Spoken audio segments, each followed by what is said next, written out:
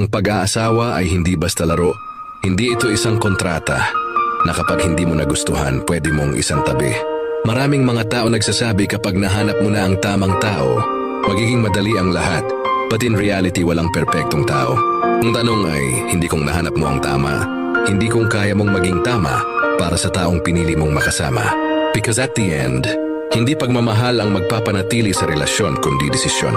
Desisyong manatili kahit mahirap, desisyong umunawa kahit hindi mo gusto ang naririnig, at desisyong piliin ang kapayapaan kaysa sa pride. Hindi ka ikakasal para sumaya, ikakasal ka para magsakripisyo, para magbigay, para matutong mahalin kahit mahirap. At kung iniisip mong ang pagiging single ay isang kakulangan, nagkakamali ka.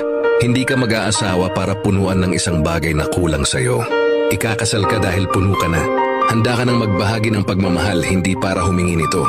Ang pag-aasawa ay hindi tanong ng ano ang makukuha ko, kundi ano ang kaya kong ibigay. At kung handa ka nang sumagot ng tama, saka mo lang masasabi na handa ka nang mag-asawa.